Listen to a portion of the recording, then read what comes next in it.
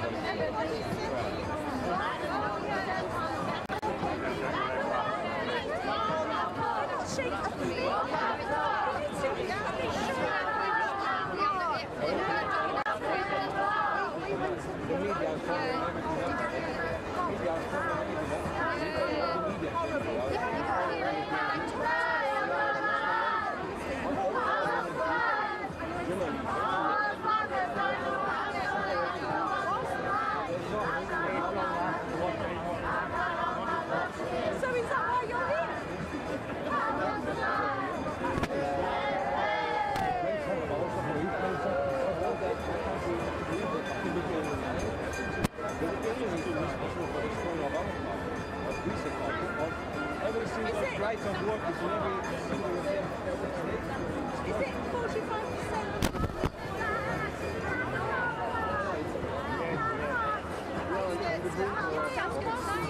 Oh, we nice. Where are you?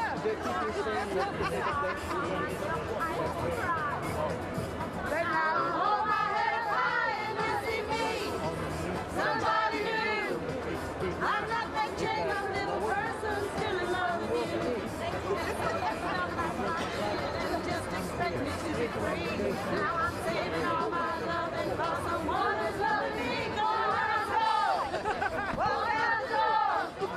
Just turn around now. You're not welcome anymore.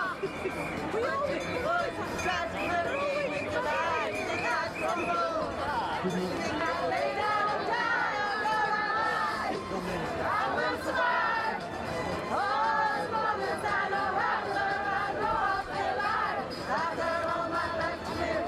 I've got all my love to give. I'll survive. I will survive. Sorry. Because we get excited. Just like walk out the door. Have to turn around now. But you're not welcome anymore.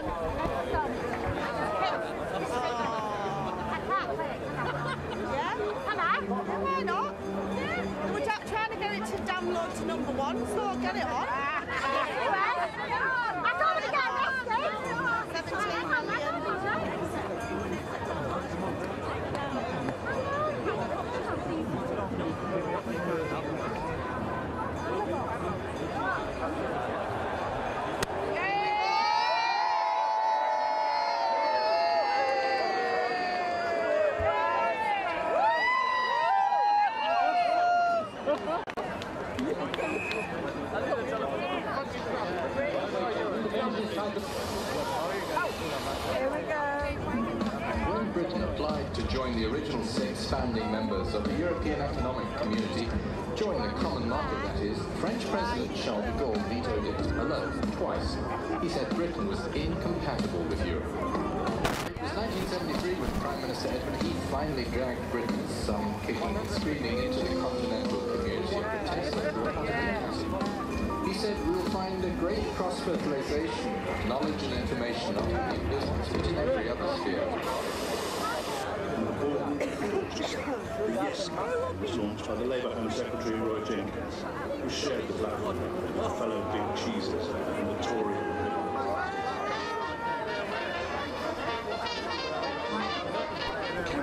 Great Britain out of was led by the Industry Secretary, Tony Blair. Against the anti-marketeers, Tony Benn decides to up the ante.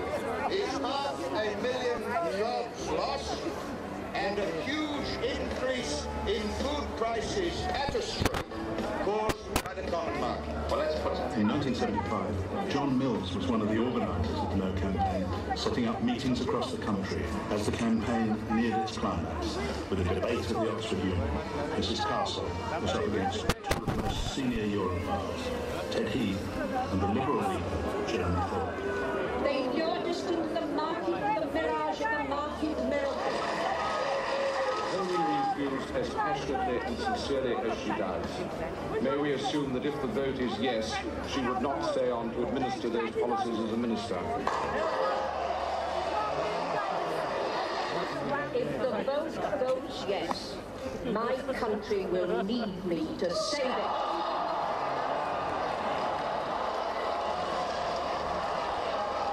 Vote no. On a high turnout, the people voted by 2-1 for Britain to stay in the common market.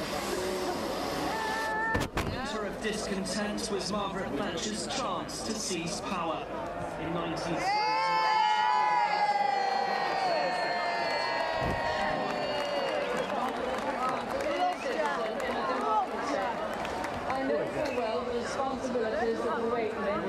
We have not successfully rolled back the frontiers of the state in Britain, only to see them reimposed at the European level, with the European super-state exercising a new dominance from Brussels. Mr. Delors said at press conference the other day that he wanted the European Parliament to be the democratic parliament. He wanted the Commission to be the executive, and he wanted the Council of Ministers to be the Senate. No.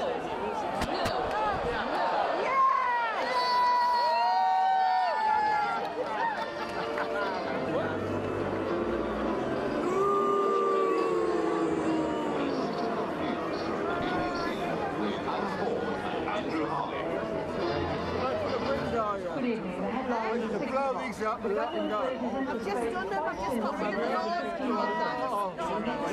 that's the last lot of our 70s. Oh, sweet.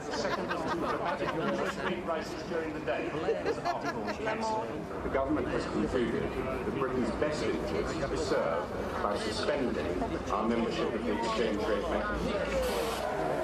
The Prime Minister has been defending the Maastricht Treaty as the Despite John Major's appeal to the Maastricht rebels, 26 Tories voted with Labour. Good evening. Despite doing everything but stand on its head to persuade Tory rebels to fall into line, the government was this evening defeated in the Commons vote on an amendment to the Maastricht Bill. My own opposition to this treaty has been there for a very long time. I remember telling the Chief Whip years ago that wild horses wouldn't drag me into the lobbies for any more of this European nonsense. What we're saying to the government is there's more of this in store unless they look for a solution. And there is a solution. All we want is a referendum to let the people decide. If the government agrees to a referendum, the rebellion is over, they can get the bill through very quickly and there'll be no more trouble.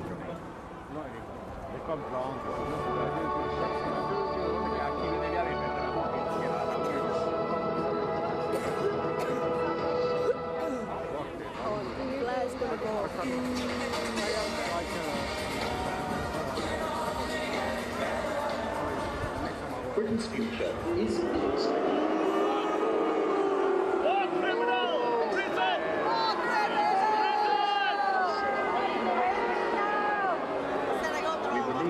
Principle, British membership of a successful single currency would be beneficial to Britain and to Europe.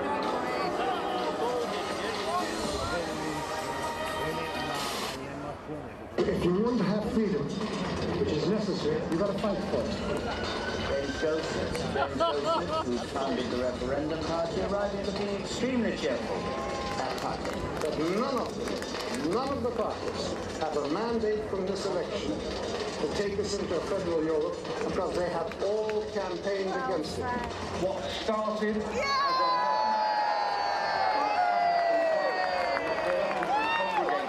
country is now beginning to reach a crescendo roar. And what trying to get Britain out. You have the charisma of a damp rag and the appearance of a low grade. The question that I want to ask, that what you want to ask, is who are you? Europe had ever heard of you. I would like to ask the President, who voted for you? And what mechanism? Oh, I know democracy's not popular with you lot. The biggest turnout in European elections we've seen since 1978. So the answer is increasingly yes, they do.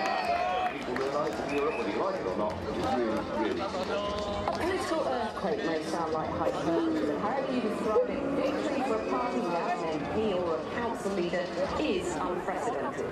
We will give the British people a referendum, inconvenient and in-out referendum.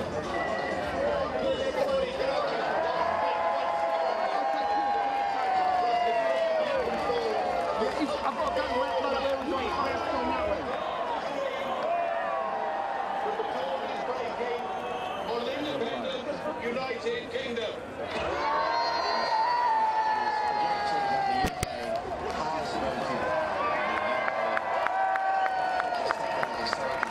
To withdraw from the European Union after more than 40 years of membership.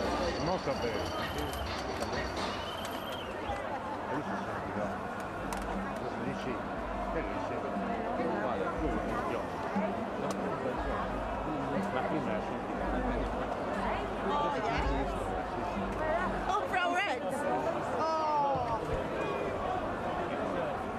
I'm sorry.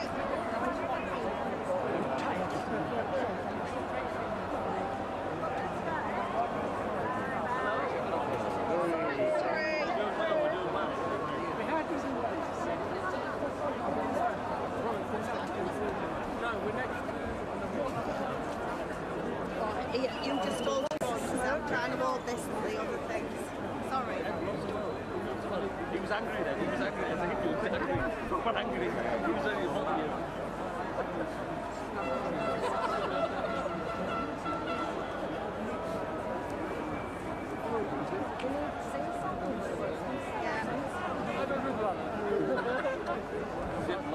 Okay, I do. No.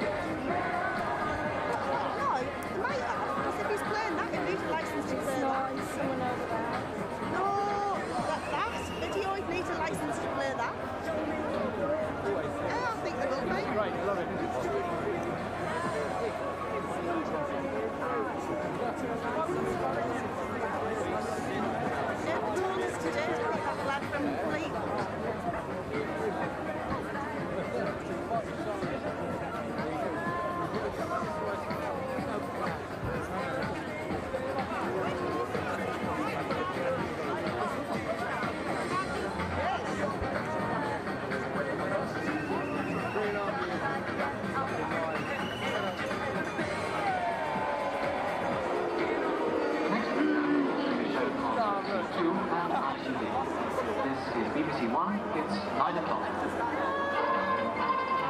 Who'll win the FA Cup? Jimmy Hill weighs up the Wembley chances of Fulham and West Ham with Bill Shankly and Bill Nicholson. Boxing and John H. Tracy, Britain's welterweight champion, defends his title. When Britain applied to join the original 6 founding members of the European Economic Community, join the common market that is, French President Charles de Gaulle vetoed it alone twice. He said Britain was incompatible with Europe. It was 1973 when Prime Minister Edward Heath finally dragged Britain's son kicking and screaming into the continental community to protest the He said we'll find a great cross-fertilization of knowledge and information and business in every other sphere. Yes, by the Labour Home Secretary Roy Dillon, who shared the platform, fellow Bill Cheeses, and the Tory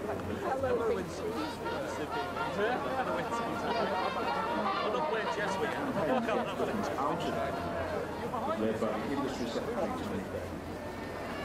As the opinion polls start to turn against the Tony Benn decides to up the ante. Is 500,000 jobs lost and a huge increase in food prices caused by the common market. In 1975, John Mills was one of the organisers of the No campaign, setting up meetings across the country as the campaign neared its climax, with a debate at the Oxford Union. Mrs. Castle was up against 2 of the most senior Europeans, Ted Heath and the Liberal leader. They lured us into the market with the mirage of the market miracle. Holding these views as passionately and sincerely as she does, may we assume that if the vote is yes, she would not stay on to administer those policies as a minister? If the vote goes yes, my country will need me to save it.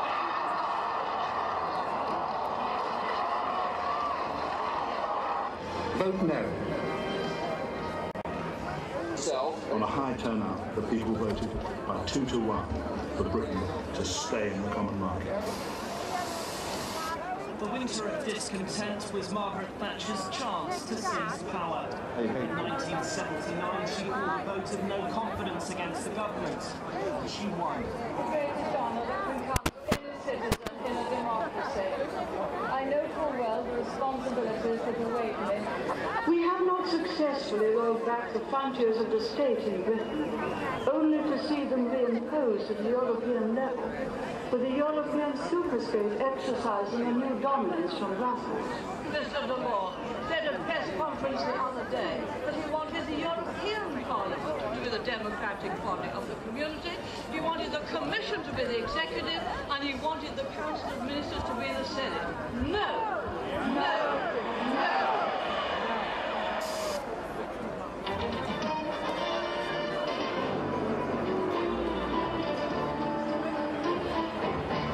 6 o'clock news from the BBC with Anna Ford and Andrew Harvey. Good evening. The headlines at 6 o'clock.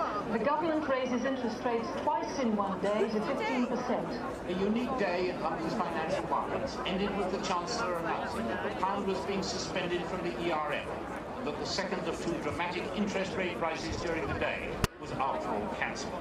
The government has concluded that Britain's best interests are served by suspending our membership of the exchange rate mechanism. The Prime Minister has been defending the Maastricht Treaty as the right way forward for Europe. Despite John Major's appeal to the Maastricht rebels, 26 Tories voted with Labour. Good evening. Despite doing everything bar stand on its head to persuade Tory rebels to fall into line, the government was this evening defeated in a Commons vote on an amendment to the Maastricht Bill. My own opposition to this treaty has been known for a very long time. I remember telling the Chief Whip years ago that wild horses wouldn't drag me into the lobbies for any more of this European nonsense. What we're saying to the government is there's more of this in store unless they look for a solution. And there is a solution. All we want is a referendum to let the people decide. If the government agree to a referendum, the rebellion is over, they can get the bill through very quickly indeed, and there'll be no more trouble.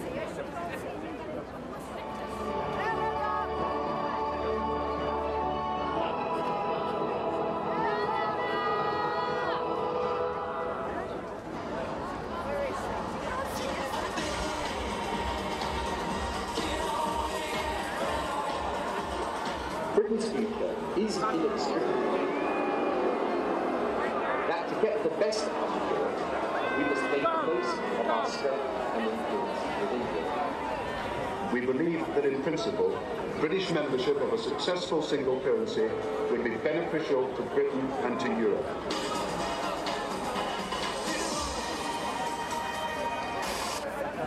If you want to have freedom, which is necessary, you've got to fight for it. James Goldsmith, who founded the referendum party, arriving to be extremely cheerful. But none of the parties have a mandate from this election to take us into a federal Europe because they have all campaigned against it. What started as a murmur in the public and wherever people congregate in this country is now beginning to reach a crescendo roar. And what people are saying is get Britain out. You have the charisma of a damp rag and the appearance of a low-grade bank clerk. And the question that I want to ask, that we're all going to ask is, who are you? I've never heard of you. Nobody in Europe had ever heard of you. I would like to ask you, President, who voted for you? And what mechanism? Oh, I know democracy's not popular with you lot. We're going to get the biggest turnout for European elections we've seen since 1979. So the answer is increasingly, yes, they do matter. And people realise that Europe, whether you like it or not, is really, really important. A political earthquake may sound like hyperbole, but however you describe it, victory for a party without an MP or a council leader is unprecedented. We will give the British people a referendum. It will be an in-house referendum. Everybody get up. That is a once-in-a-lifetime chance for us to take back control of this country. Can you hear me at the back? Yeah! The dawn is breaking on an independent, united kingdom. The Sky News is projecting that the UK has voted out. The UK electorate has taken the historic decision to withdraw from the European Union after more than 40 years of membership. I do not think it would be right for me to try to be the captain that steers our country to its next destination. Brexit means Brexit, and we are going to make it successful.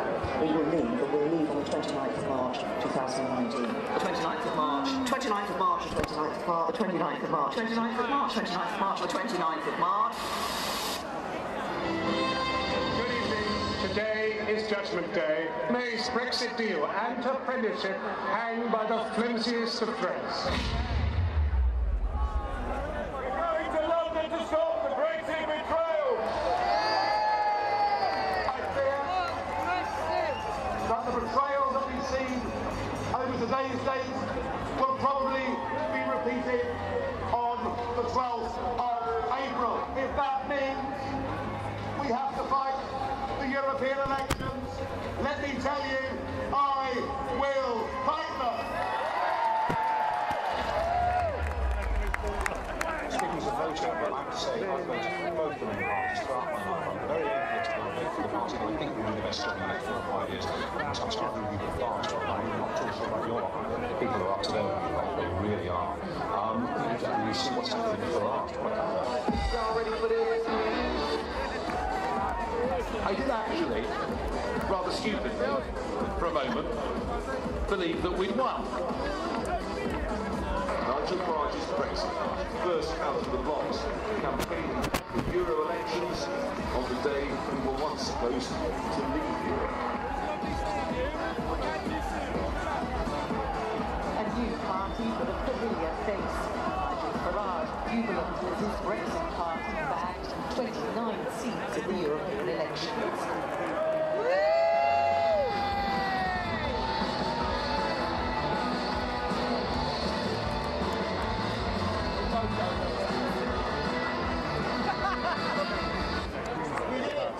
We pulled it off, didn't we?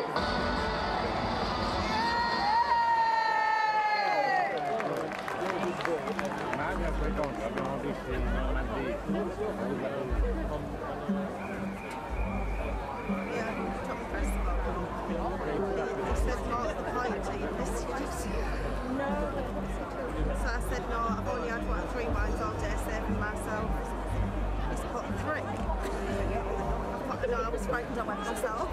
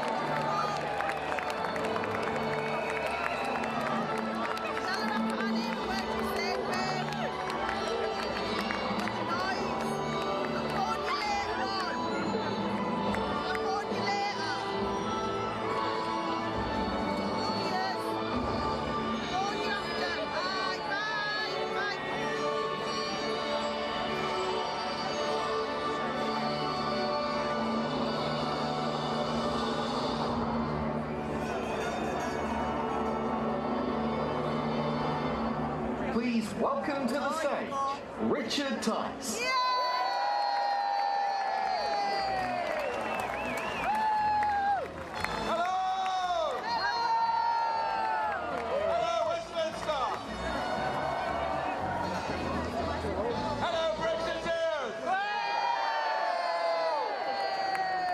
Are we going to have fun tonight, ladies and gentlemen?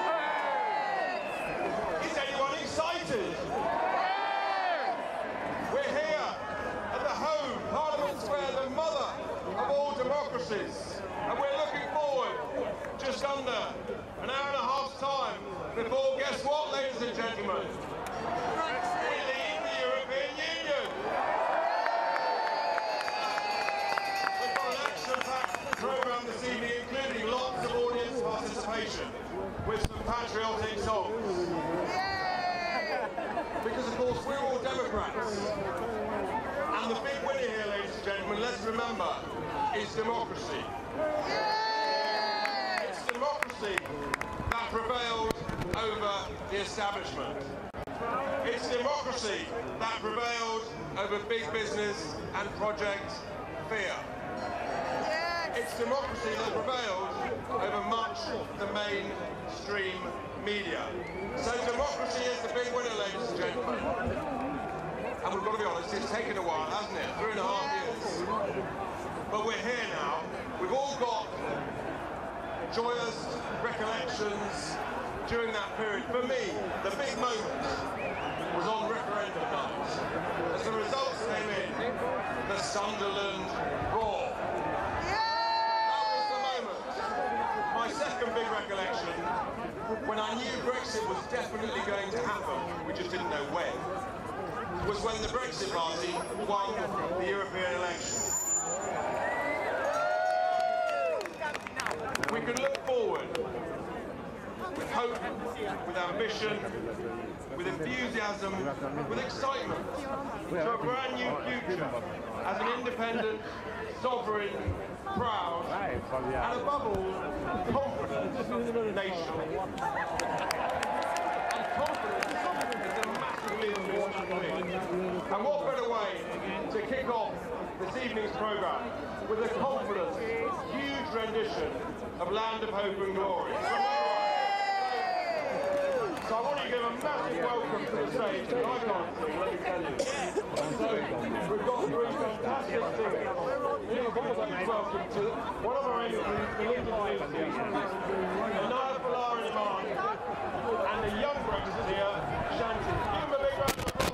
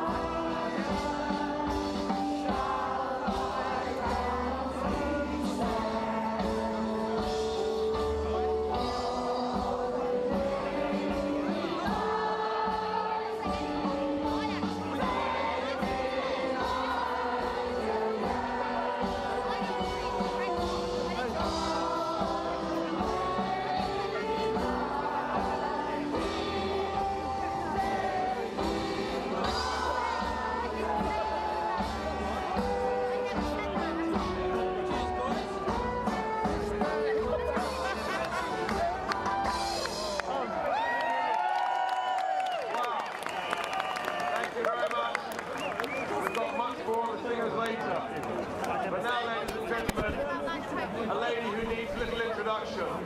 And when I talk about the word confidence, this lady has got confidence written all over her face. She then realised that actually there were much more important things in life.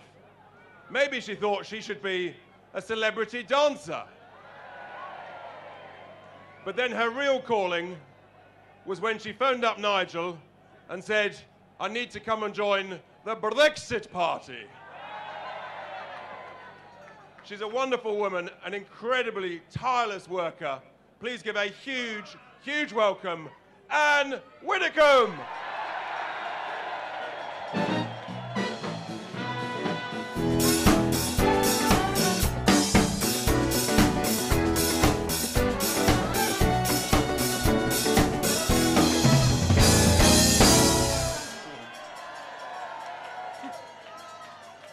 We did it! What did we do? We did it!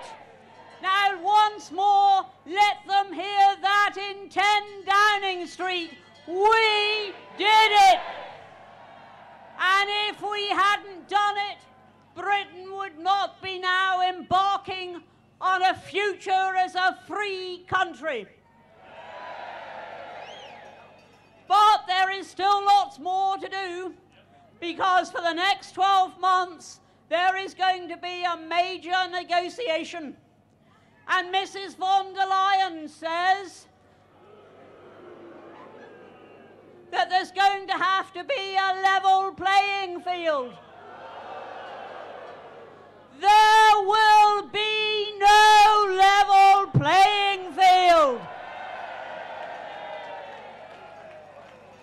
We will be free to decide how we trade, what our laws are, how we control our borders, and the fact that tomorrow we will wake up in a free country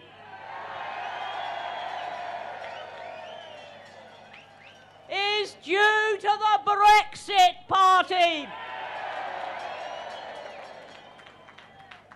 Because it was the Brexit Party that, beginning last May, when we were the largest party in the entire European Parliament, it was we who began to get us out of the morass into which we had sunk. And if we hadn't done that, we would still be there. So we can take huge pride. And look at you all here today. You've come from all corners of the country.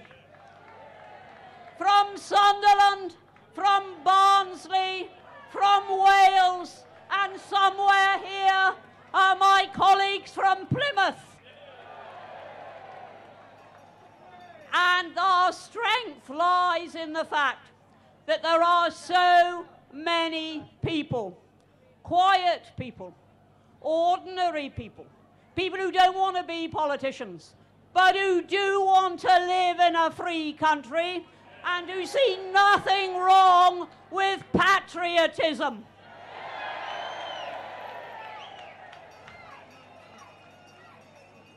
So I think that we can all congratulate every single one of us. Of course, mainly it has been the doing of Nigel Farage.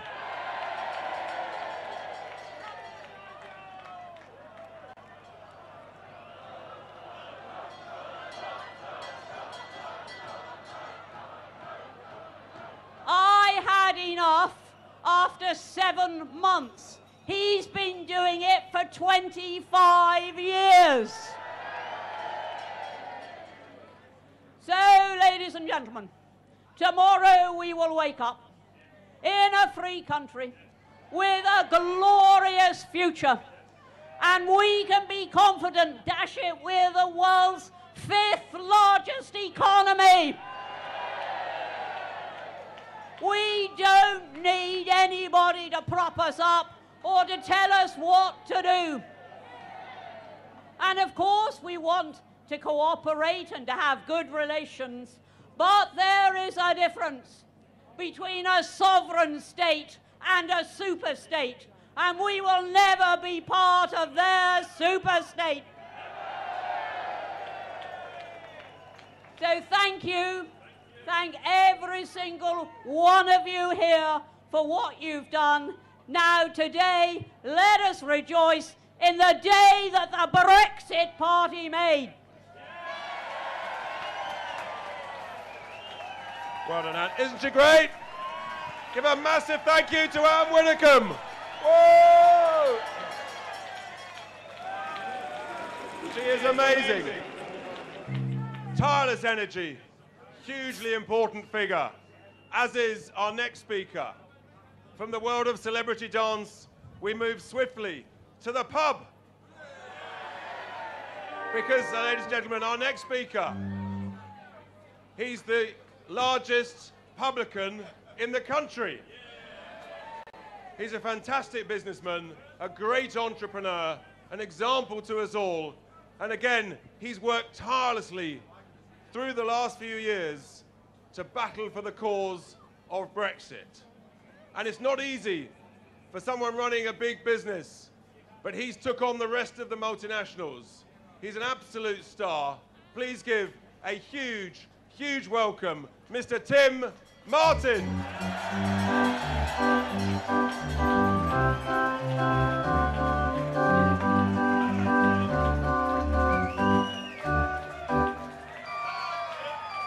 Thank you very much indeed, ladies and gentlemen. Thank you.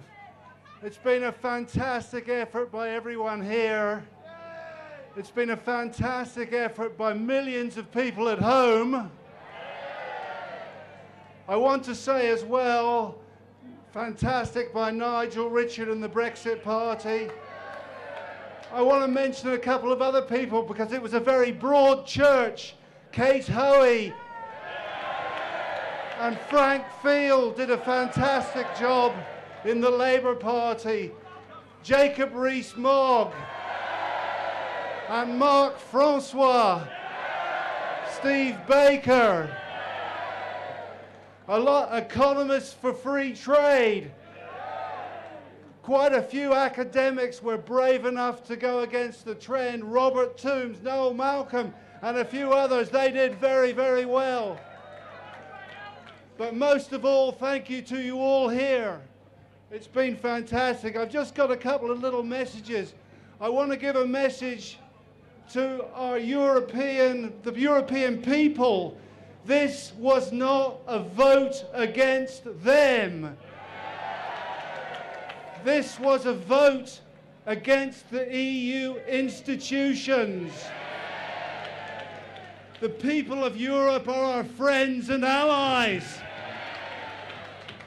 I just want to say as well, we don't want to forget, a lot of Europeans have legally come to this country and worked very hard and made a very great contribution. So thanks to them as well. I just want to say to our Remainer colleagues and civilians, ladies and gentlemen, tonight we are magnanimous in victory.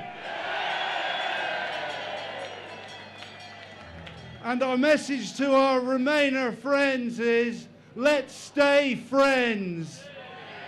We had a good debate, but now we have to plough on.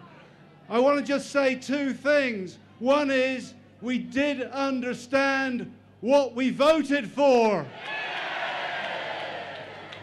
And the second thing I'd like to say, ladies and gentlemen, is the vote for Brexit was a vote for democracy. It wasn't a vote for xenophobia. It's very important to realize it. A couple of other points that I'm going to go.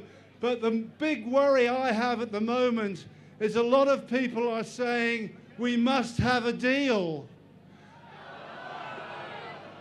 That's very, very dangerous, because if you think you must have a deal, you can end up signing a long document with a lot of traps in it. When America became independent from us and became a massive success, Were they worried about signing a trade agreement at the Boston Tea Party? No! Were the Australians and Singaporeans worried about a deal when they became independent? No. All these countries have become great success as a result of democracy. Our message to Boris and everyone else involved is, please don't tie us up in a 500-page deal that only the Attorney General can understand. I've done it for tonight. I've brought a deal here. And the deal is this. It's one sentence. Dear Michel Barnier, we agree to trade with you without tariffs. And that's it.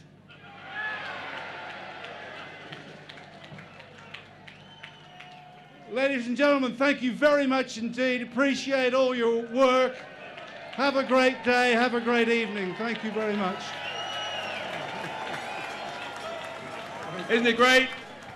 The one and only, the true Tim Martin. Thank you very much, Tim, as always. Now, we love a bit of audience participation. We love some songs.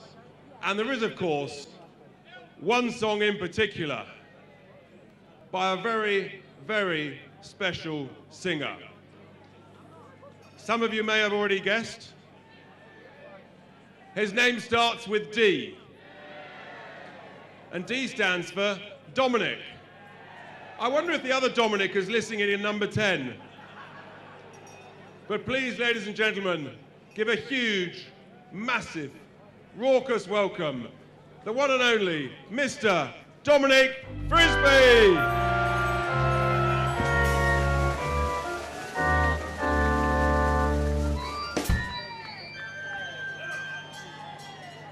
Good evening, ladies and gentlemen. My band, the Gilets Jaunes. This first song is about how there are two sides to everything. They said he's a misogynist, a liar and a cheat, an alt-right sexual predator, uncontrolled and indiscreet. Of colluding with the enemy and treason he's accused, of sexual misconduct, of distributing fake news, a lying, narcissistic national threat. Yet maybe Donald Trump is not all bad. I know the very thought will make you mad, but markets are up, taxes are down, he's talking to North Korea, dealt with Iran, doesn't like Sadiq Khan. Is there really all that to fear? Maybe Donald Trump is not all bad.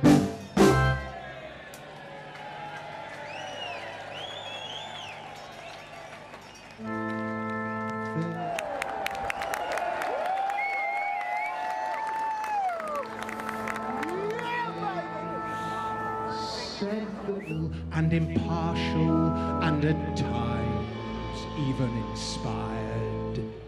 Its many finest moments, oh so fondly we recall.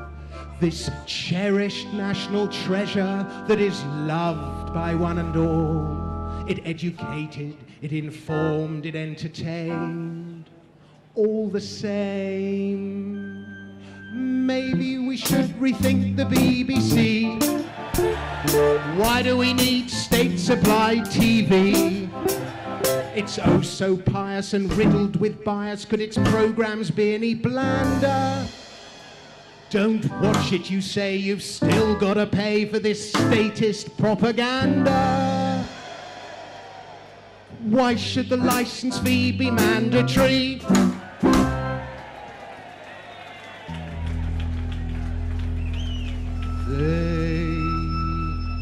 Said she was a strategist of judgment sound and true. experienced and competent, consistent through and through.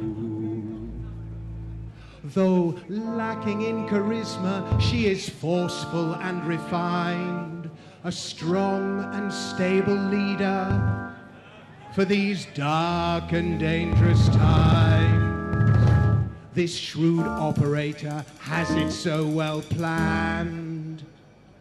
On the other hand, thank the Lord Theresa May has gone. Christ, she just went on and on and on. Her Brexit's insane, incompetence reigns, it's chaos unabated. Never said what she thinks about anything, it's like she's automated. Thank the Lord Theresa May has gone.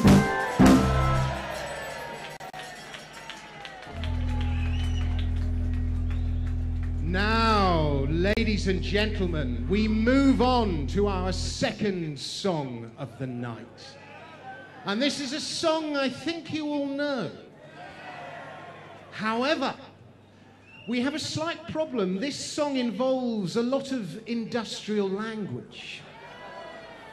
And I've been told that I'm not allowed to swear on this stage. That would be a public order offence, and I don't want to get in it, and I don't want to land Richard in it. So I have replaced the key word, ladies and gentlemen, with the word fudge. However, if you want to sing the key word, that is your decision and not mine. And I doubt they'll arrest 50,000 of you. This song, ladies and gentlemen, is all about Brexit.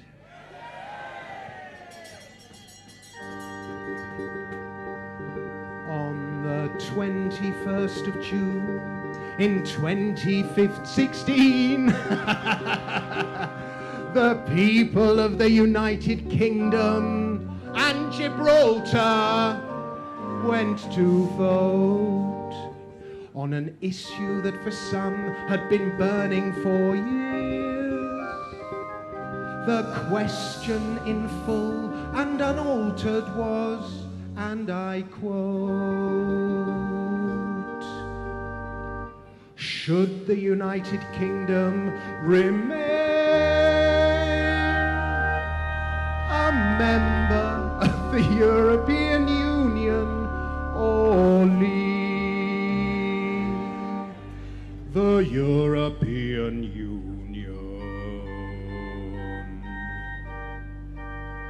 It was the greatest democratic turnout in British history, I do not scoff. And when the time came to speak, the British said, fudge off, fudge off.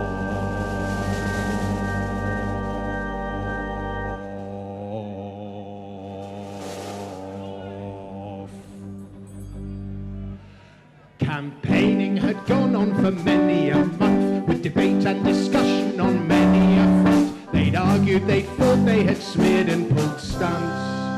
There was David Cameron, Theresa May, George Osborne, Tony Blair, John Major and the BBC.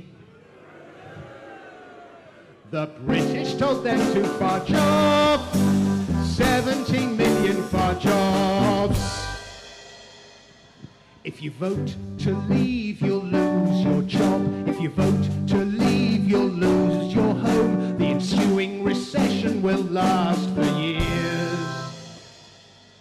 Sir David Cameron, Theresa May, George Osborne and the Treasury, Tony Blair, John Major, the BBC, the Bank of England, Mark Carney, the EU, the IMF, loads of... the US President, Saint Obama, back at the queue. Loads of celebrities, Gary Lineker, J.K. Rowling, Benedict Cumberbatch, Lord Adonis. Who the fudgy anyway? The British told them to fudge off 17 million fudge offs. They called in the experts to tell us what's right. They gave us the benefit of their foresight. To leave is calamitous, that's definite. Food shortages, planes grounded, no medicine, a house price crash, 500,000 jobs lost, cost of £4,300 to every home, riots, stock market collapse, no sandwiches. There'd be an outbreak of super gonorrhea. They seriously said that. Donald Tusk at the EU said it would be the end of Western civilization as we know it. And one more thing, if you vote to leave, that makes you racist. The British told them to fudge off 17 million fudge offs. A general election was finally called. I think you know where we told them to go. We won't need to hear from them ever again. From who? I've got a list. From Tony Blair, John Major, John Bercow. I can't tell you how much pleasure it gives me to say that. Joe Swinson, lol. All those MPs who switched parties without holding a by-election. Chukaru Mana, Sarah Wollaston, Anna Soubry. Not a Nazi. All the MPs who did the opposite of what they promised in their manifestos. Dominic Grieve, David Cork, Philip Hammond, Oliver Letwin, Ed Vasey. Thank you. All those patronising Labour MPs who know so much better than you. Emily Thornberry, Diane Abbott, Jess Phillips, Jeremy Corbyn. Oh, bless. That weird one with glasses, long surname. Hilary Benn. Hillary's a girl's name. What the fuck's that all? What the hell is that all about? The civil service, the Bank of England, the EU, the IMF, half of Hackney, Guy Verhofstadt, Emmanuel Macron, the Commentariat, Jolly on Moron, Andrew Marr, Femi Weirdo, Aaron Bastani, Gina Miller, all the celebrities, Hugh Grant, Gary Lineker, Lily Allen, Steve Coogan, Nish Kumar, Lord Adonis. Who the fudge is he anyway? The British told you to fudge off 17 million fudge off.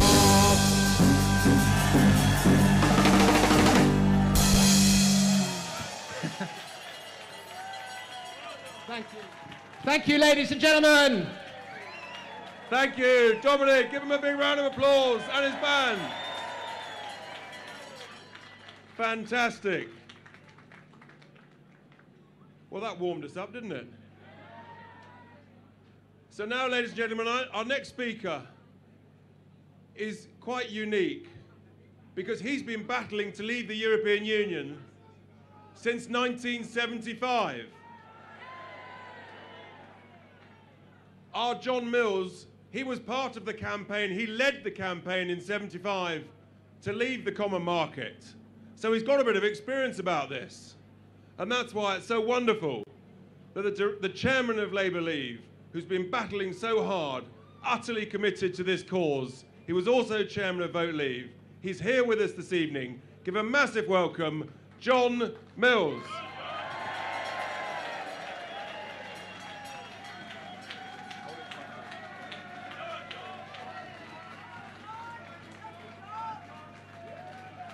Well, thank you very much, Richard. And I think you may have seen me looking about 45 years younger in a film a little bit earlier on. And I was there in 1975. I was in charge of all the administration. So I've been at it for a long time. And why was I against the common market in 1975? I'll tell you. I thought that food prices were going to go up. And what happened? Up they went. I thought we would do badly on trade and that they would sell more to us than we sold to them. And what happened? Exactly that. I thought we'd be paying in more to their budget than we were getting out, more than was fair. And what happened? Exactly that. I thought they were going to have the common agricultural policy nobody in this country wanted. And what happened then? They had that. But then they don't, right at the last minute, they betrayed the fishing industry completely. So I had a lot of reasons in 1975 for being pretty skeptical about whether our membership was a good idea. That's why I fought against it. But I was still there. I was still there when the 2016 referendum came along. And I think the arguments that I had in 1975 were still just as opposite. Plus, by that time, we had a European army in prospect. We had the Eurozone crippling the countries, especially Greece and Italy doing very poorly, Spain not doing very well, loads of unemployment. And then also we had immigration, which wasn't an issue in 1975, but certainly was when we got to 2016. So today's a great day. What we've done, despite all the obstacles we had, everything the Remainers did, is we've got through to leaving the European Union. But my message to you is this: don't be too overconfident that we've won the war. We've won a really important battle, but there's a long way to go. Because if we're not very careful, we'll find a whole lot more people want to lock us into the single market. They'll want to lock us into the customs union. They'll want us half in and half out. And my message to you this evening is this: if we're going to come out of the European Union at all, we've got to do it properly. We've got to come out of all these institutions. We've got to trade with the EU like everybody else in the world does, without all the political stuff that gets in the way. So my message to you this evening is stand fast. Don't let them take it away from us. Make sure that we finish it all off and come out, and I think we can. I think we can, and I think that will leave Britain in a wonderful position for the rest of the history. So stand by together. God bless you all. Well done, John. Thank you, John. Isn't he a star? He's fought so hard and battled, and today is partly thanks to the likes of John Mills. It's time for everyone to sing again, isn't it? What about Royal Britannia? Anyone like singing Royal Britannia? Well, let's have a go. So let's invite the ladies back onto the stage with our band for that wonderful patriotic song that we all know and love so well. Here we are. Here they come. Give them a huge welcome. Belinda, Anaya and Shanti.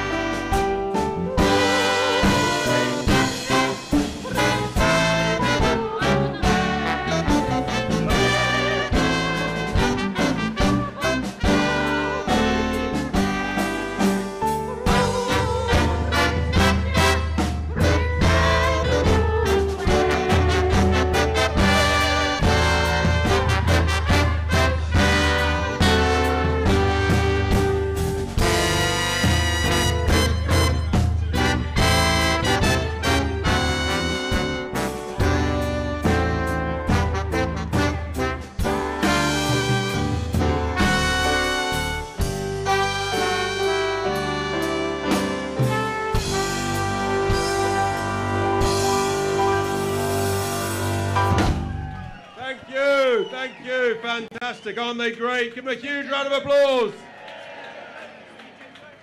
And now, we've had business people, we've had celebrities from the world of media.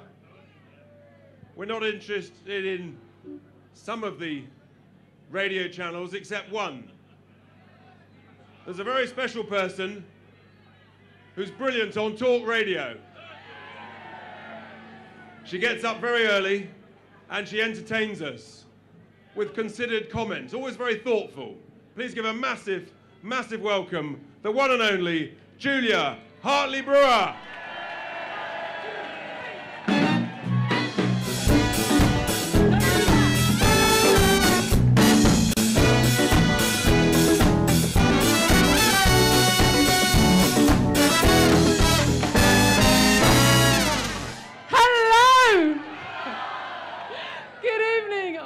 Loving the work, boys. It's great to be here. What can I say? It's great to be here with you tonight to celebrate this incredible moment in our nation's history. There's been a lot of talk today about how we Brexiteers shouldn't be triumphalist. How we shouldn't celebrate too much or too openly. How we mustn't gloat or rub Ramona's noses in it. But you know what? Gathering here tonight isn't gloating. It's not rubbing people's noses in it. We shouldn't have to hide away in a dark corner as if Brexit was something to apologise for or to be embarrassed about. We aren't ashamed to be Brexiteers or to be British. Lots of people today saying they're ashamed to be British. Indeed, some of us are proud to fly our flag. Some of us are even proud enough to wear it.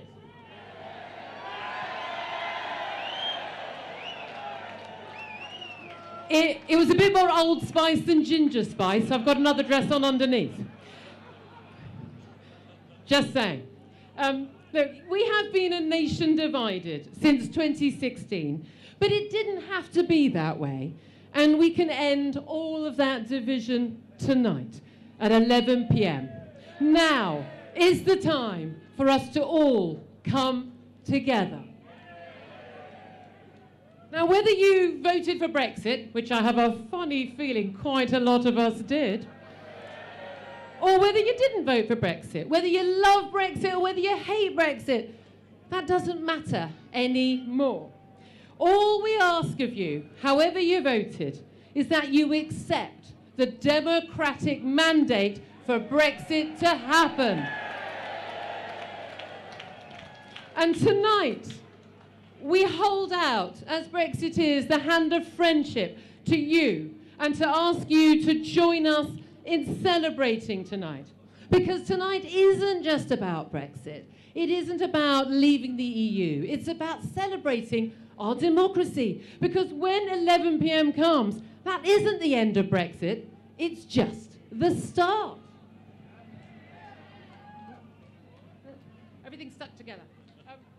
It's the start, though, of something wonderful. The rebirth of our democracy, the kick-starting of our economy, a new optimism, a new self-belief, a new vision for a 21st century Britain as a proud, independent nation-state once again. We're going to forge new friendships and alliances with countries around the globe. And yes, just across the channel too. Don't boo. And now, for me, I've got to say, today has been a mixture of joy, relief, and pride. Joy that we can at last control our own destiny. Relief that we finally, after all those battles, we got here today. And pride, so much pride, that the British people stood firm in the face of everything that's been thrown in them. They thought they could scare us into voting the right way. They thought they could insult us into changing our minds. Did we flinch? No, we did not. They also thought that they could, well, they could convince us, they could scare us. God, these bloody pieces of paper. They thought they could fool us into accepting a pretend Brexit in name only. They thought they could trick us into a second referendum, offering a choice between Remain and Remain Light. Were we fooled? They thought we could use the courts and every single trick in the parliamentary rulebook to try to overturn the referendum result. But did we give up? No.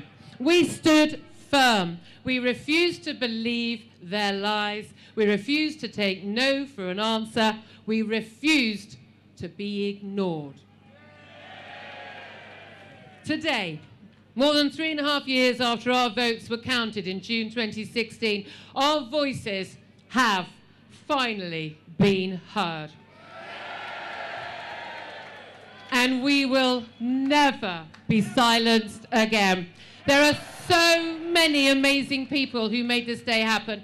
Not just the household names like Nigel Farage and Boris Johnson, but 17.4 million people in households up and down the country. You, me, everyone here, lots of people watching. And those people, no matter what was thrown at them, never lost their faith. They never stopped believing that democracy would triumph in the end. I, tonight, have never been prouder to be a Brexiteer, and I've never been prouder to be British. Happy Brexit Day, everyone.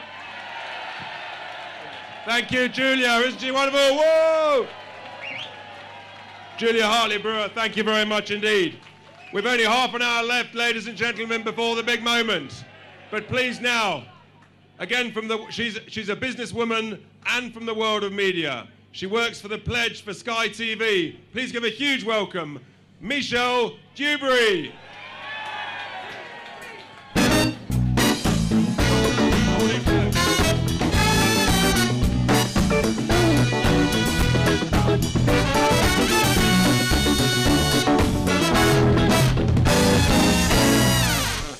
Thank you. Good evening. Wow, what a turnout. And I tell you what, if you'd have read some of the newspapers today, apparently tonight was going to be a damp squib. Apparently people were not going to turn out, but turn out you have. Many of you have been standing here in the freezing cold and the pouring rain, so well done you. The 31st of January 2020. This, ladies and gentlemen, is a significant moment in history. And as a Brexiteer, it was a moment that I never actually thought at some point was going to happen. Because fighting for this moment has taken courage, it's taken strength, and it's taken resilience. Because us Brexiteers, we have been called names, we have been dismissed, we have been undermined, and we have been criticised. And tonight, we come together, we finally have got our wish, which is to stay in Europe, but to leave the EU. And we did it!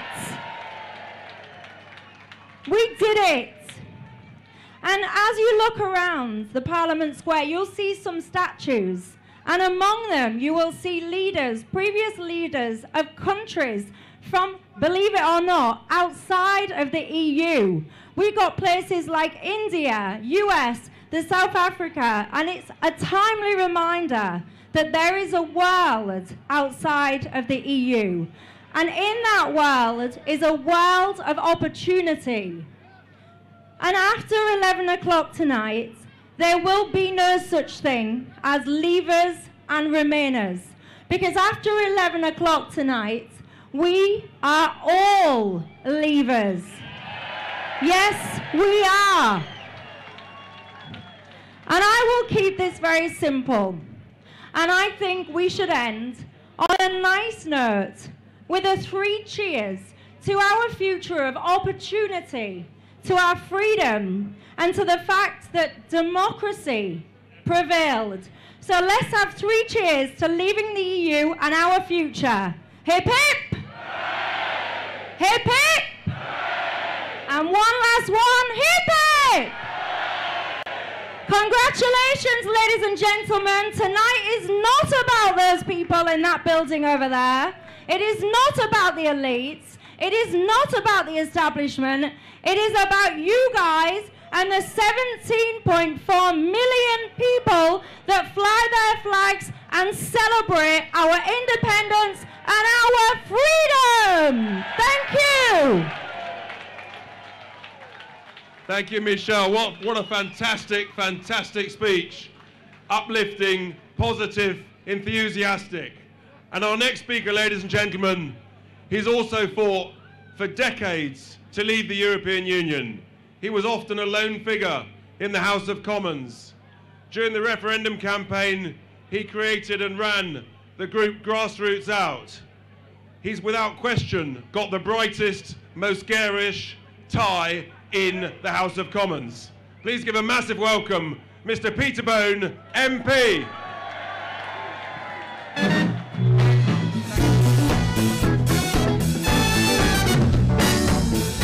Wow!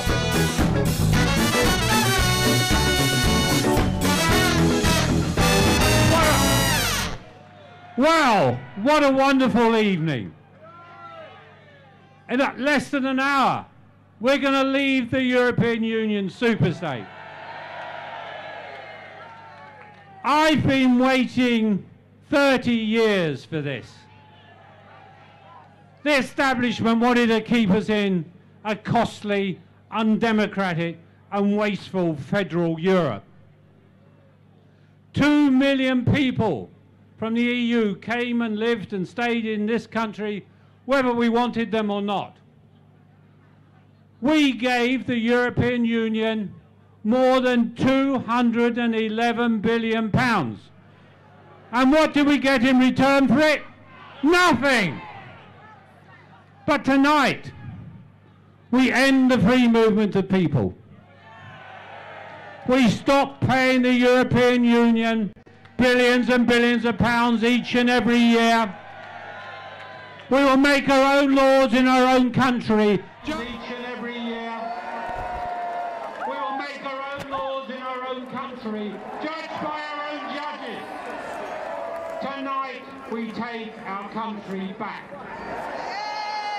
But can I for a moment just take you back to December 2015?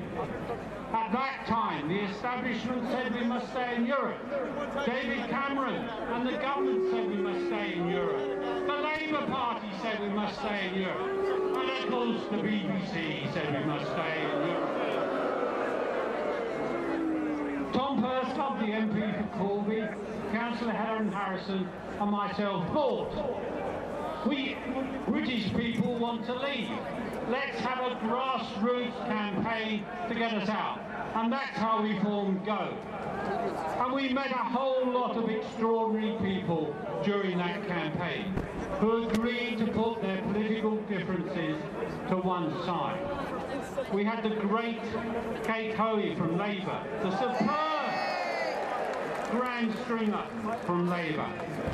We had the embodiment Sammy Wilson from the DUP. We had the vocal Ian Paisley. We had 50 supportive Conservative MPs, including David Davis, Liam Fox and Jacob Rees-Mogg. But we had one other person. We had the legendary Nigel Farage.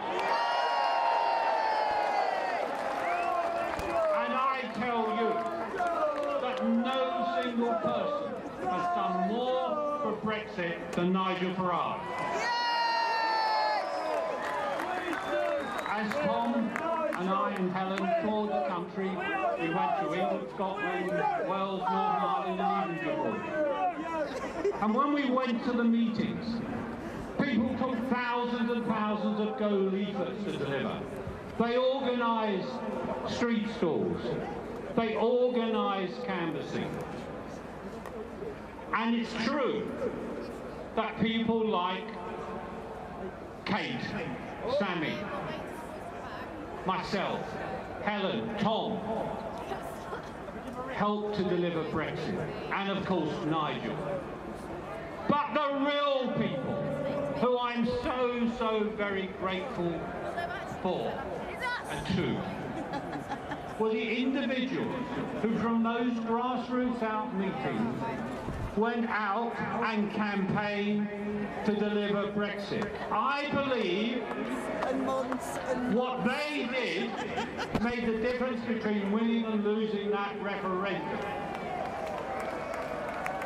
Ladies and gentlemen, tonight we leave the European Union. And tonight we should celebrate. Thank you. Thank you, Peter, and thank you for everything that you've done. The hour is approaching, ladies and gentlemen. But before we get there, we've just got the Brexit All-Stars Band to entertain you before our final speaker, the one and only Nigel.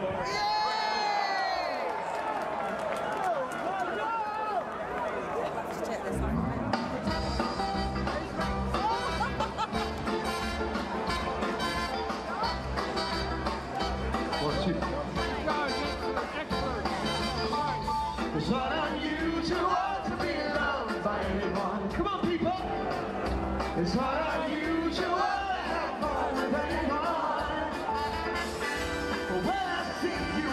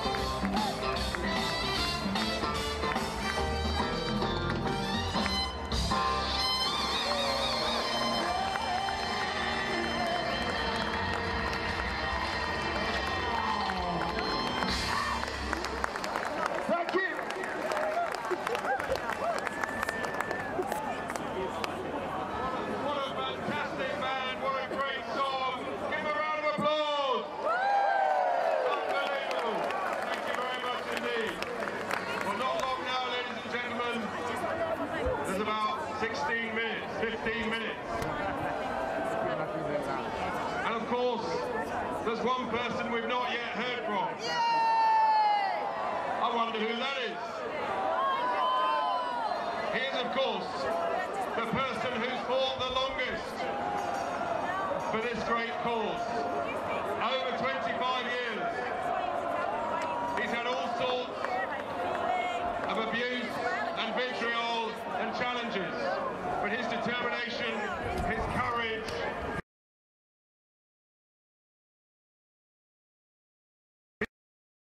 for me to work with him so closely for the last 18 months, and my word, we've had some ups and some exciting times and one or two challenges. But we've prevailed because without Nigel, as we all know, it. And without Nigel, there would have been no Brexit Party. He's here now. He's with us. Give him a massive, massive welcome. He's a little bit shy sometimes, you know. Do we want Nigel? I can't hear you. Do we want Nigel? Here he is, the one and only, Mr. Nigel Farage.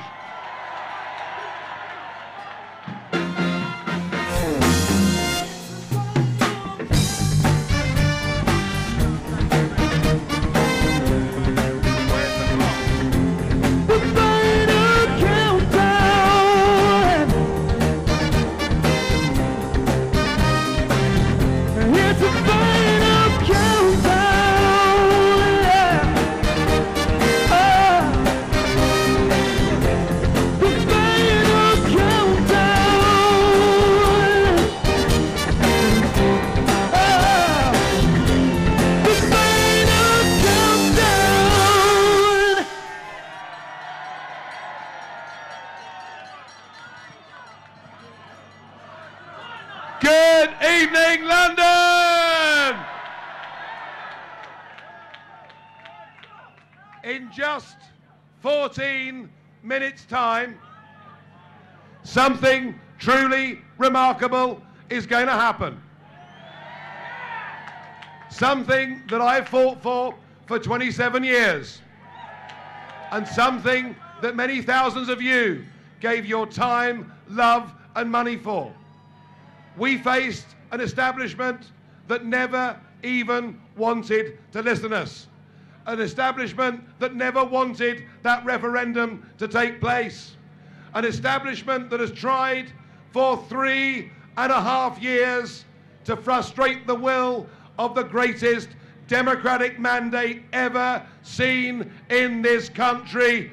But in 13 minutes' time,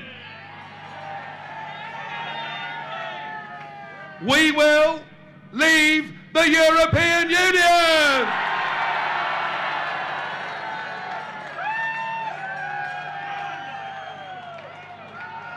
And we did it! We did it! We've transformed the landscape of our country, And there are some that say we shouldn't celebrate tonight. Well, we are going to celebrate tonight, and we are celebrating tonight because we know that this is the single most important moment in the modern history of our great nation. That is what is happening tonight. And I think there's a lot to celebrate, don't you? The first thing to celebrate is that we will no longer have to listen to Mr. Juncker, to Mr. Guy Verhofstadt. No longer will our prime ministers be talked down to by unelected bureaucrats in Brussels. We should celebrate the fact that we are going to be able, across the road here, to make our own laws by people we can hold directly accountable in general elections. We, in 11 minutes, become a democratic, self-governing, independent, and I hope proud nation.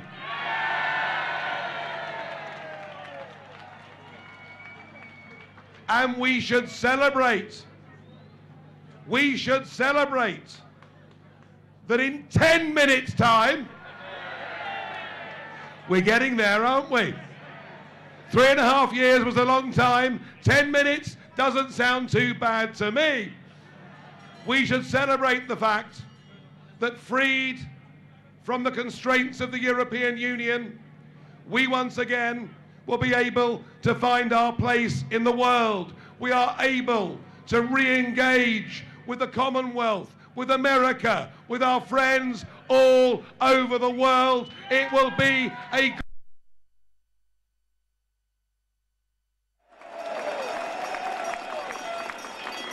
But there's one thing above all that we must celebrate tonight, and it's this.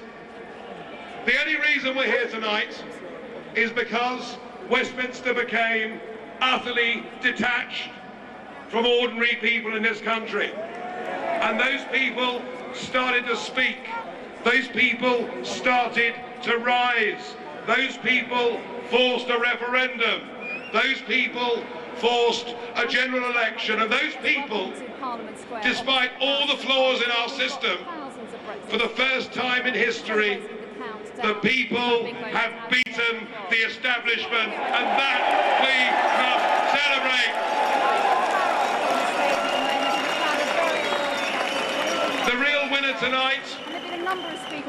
The real winner tonight, is democracy. Democracy has won tonight. And I, as somebody who believes that we should be pro-Europe, but not pro the European Union, I believe we've now set an example for our friends right across the continent. I want a Europe of free, sovereign, democratic nations, and we'll trade with them, we'll work with them, we'll cooperate with them, we'll have reciprocity, but we will not take orders from them.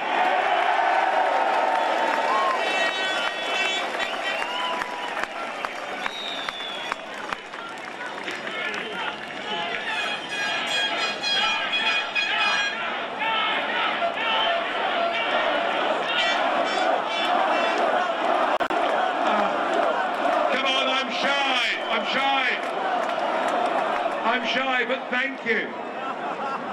So we've got a lot to celebrate and a lot to look forward to. Now, I know there are big battles to come. I know there are people here concerned what happens with fisheries. People here concerned with whether the European Court of Justice will have a say in the future. People concerned about regulatory alignment. People concerned about whether we could be betrayed again. But remember this. Remember this. What happens now in 8 minutes' time?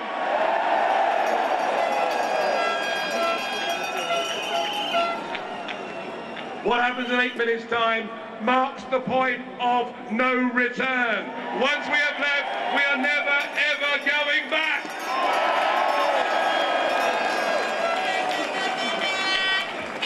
And important though the rest of it is, the rest, in a sense, becomes detail. We will be free, we will be sovereign, we will be proud, we will be independent. We've won a very great victory. And you know, an amazing thing has happened today.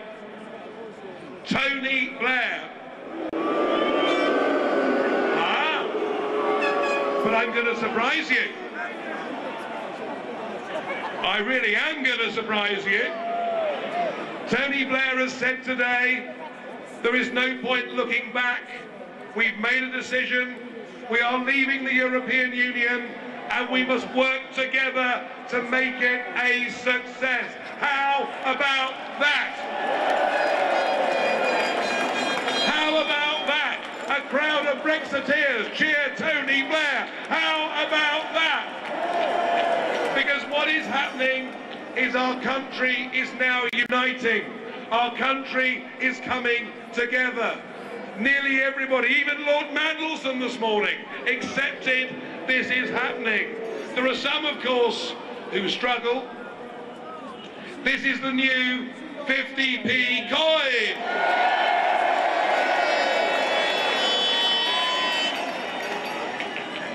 And Lord Adonis,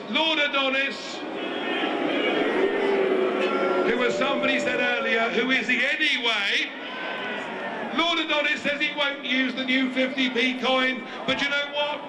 People like him now look like members of the Flat Earth Society.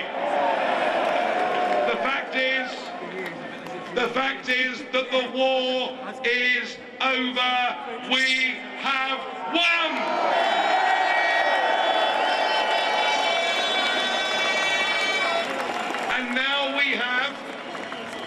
And now we have in Boris Johnson a charismatic Prime Minister who is saying all of the right things.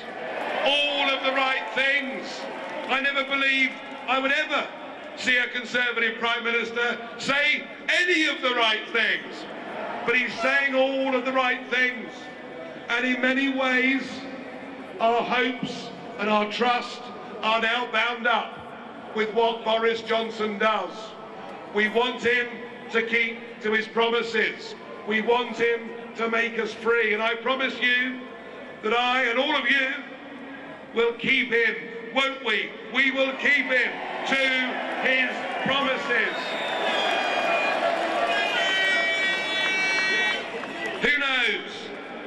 I think there's a good chance he'll deliver. I think the Conservative Party learned a lesson in those European elections they never, ever want to repeat. So let us be optimistic. Let us think about the future of our great nation. Let us think about the example that we are giving to the rest of Europe and the free world as well. Let us celebrate tonight as we've never done before. You and all of us have made history, and this is the greatest moment in the modern history of our great nation. Thank you!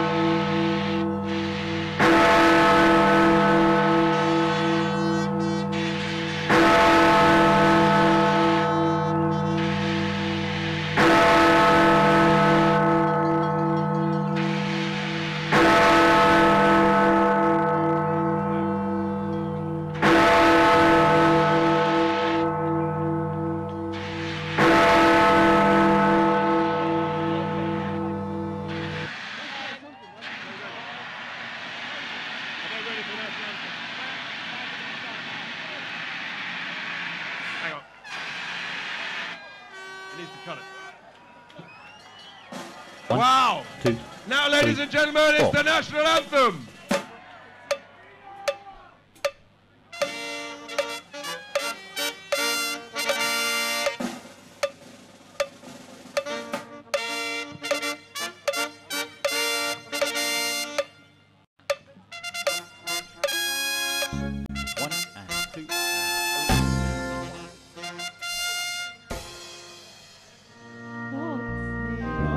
Gracious Queen, long live her noble Queen, God save her Queen. Send her victorious, happy and glorious, long to reign over us. God save the Queen.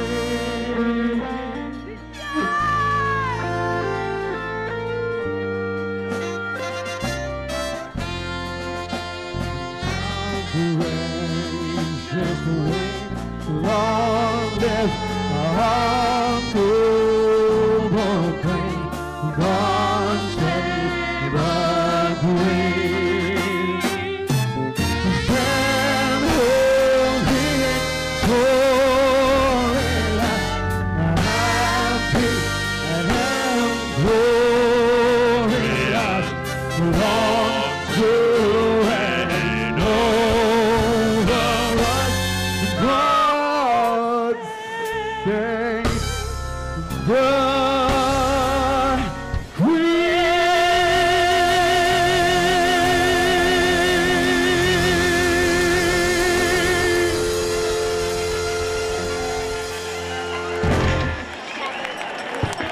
Thank you. Ladies and gentlemen, you've been fantastic. We couldn't have done this without you. Thank you so much indeed. Believe it or not, we're no longer a member of the European Union. And with that, I bid you a very good evening, a safe trip home, and a fantastic, wonderful weekend. Thank you very much.